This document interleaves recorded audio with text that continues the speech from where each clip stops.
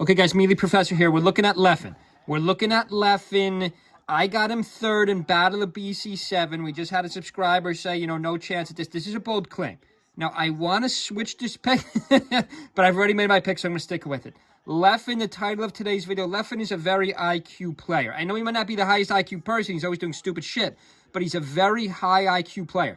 This is a set I always reference. We're showing a lot of 2023 data. You might say, Mealy Professor, why are you showing these fights? They're 2 years old, or a year and a half old. Shine, shine, shine, neutral. So remember, Leffen is down 1-0 here against Ringler, but we'll see what happens in this set. Ringler's a very good DK. I wonder, I got to check our list. I got to check. Do we have any good DKs going Battle of BC7? I got to check that. Now, you could say this is an old set. The point of showing this set, let's just freeze this here for a second and really check out Leffen. Let's really check out what Leffen's been doing. This is the neutral B, but it's 3-3 and Ringler's up 1 stock. Leffen is a very high IQ gamer. He plays a lot of different games, and his results have been good. Now, some of you might say, well, Mealy Professor, he never enters tournaments. He hasn't been in a major. Was this a major? I don't think this was a major, but he did take 7th. Now, this is what I'm trying to highlight here. He can switch to Sheik. So, I was wondering, does Leffen still have a Sheik? Well, he did switch to Sheik in this tournament. It didn't pay off. He lost to Kadoran, but, for the DK matchup, for the Marth matchup, he can switch to Sheik. Wow, he loses Don't Park on My Grass. I didn't even realize he was on Don't Park on My Grass. That wasn't long ago. That was only a couple months ago. Let's just click into this for a second, because now I'm curious. Let's look what happened to Leffen in this tournament. I'm taking Leffen third. He entered too low. Well, he beats Meds. What does Leffen go? Leffen goes pure Fox. So against even the Marth, he gets crushed. He should have went Sheik there, or rather, it's his opponent's stage pick. He goes back to Marth. That's an impressive one. He could have lost by Meds. He loses to H-Box. Now, you got to beat H-Box with Fox. So if he can't beat H-Box with Fox end of 2024, can he do it early 2025? I don't know. And then my pick would be shot. Let's just see what happened to Leffen in losers. He beats Lloyd, so he doesn't go to the Sheik. He stays with the Fox and loses to Amsa. So Amsa was still a little bit closer to his prime here. Not quite his prime, but that's a tough matchup too. Even though Fox does have the advantage. But the whole point of this video, I think Leffen's high IQ enough as a gamer where I think he's going to take third in this tournament. This is one of my boldest claims in a while. I did pick Joshman top 3 a couple times. I did pick Amsa a lot, despite how much he's losing. In the current meta, this is one of this is kind of what I'm trying to suggest here. Okay, nice shine. Not much momentum. This matchup's a lot closer than we think. I think this was the first time in the meta. What was this, 2023? This was the first time in the meta we realized at the high level, Sheik has a better matchup against DK than Fox does.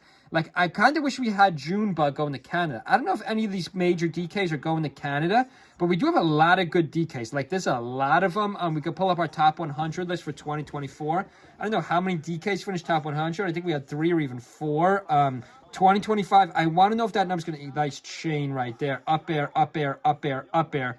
Even the up B, even DK's up B could cover some range. Doesn't hit the hardest. Nice back air. But the whole point of the set, back to the point of this video, we watched the setup. Nice up smash, but won't kill. DK can live for a while. DK's heavier than you think, especially on a big stage like this. If I recall correctly, Leffen switches to the Sheik here. I know I've showed this set on my channel years ago. Leffen switches to the Sheik, and I believe he reversed 3-0's Ringler. That's why I'm showing the set. Leffen is a high enough gaming IQ player where I think he's going to get top 3. Despite, we'll go back to his status page, he only enters 2 or 3 tournaments a year. He does not enter a lot of tournaments. We know he plays Rivals too. He plays all these other fighting games, which is a big disadvantage. If you know anything about gaming professionally or in tournament, it's very hard switching game to game. You have to be really good to do that. Your timing gets all messed up. Your focus gets messed up. I don't know if anyone's ever won 2 majors, super majors in the same game on the same night. It's a lot harder. Nice KO there. Nice KO, the back air. But let's just go back to Leffen's stand. That was him in Don't Park in the Grass. It was better than you thought. He does lose to Amsa, but he does have a better run than you think. Let's just scroll back. So he does with Lundwings with his Sheik. So the Sheik is still pretty crisp. He's still pulling the Sheiks. I think he's going to have to pull the Sheik out. I think he's going to have to pull the Sheik out next weekend. We'll see what Leffen does. Leffen's a real wild card pick. You even know what character he's going to go. You don't even know if he's going to show up. Like our subscriber said, he might DQ. There is a chance. The subscriber doesn't make a good point. He loses 0-3 to Slug here. That's not great. But this is all the way back to 2022. So we got to look at the more recent meta. Loses to AMSA.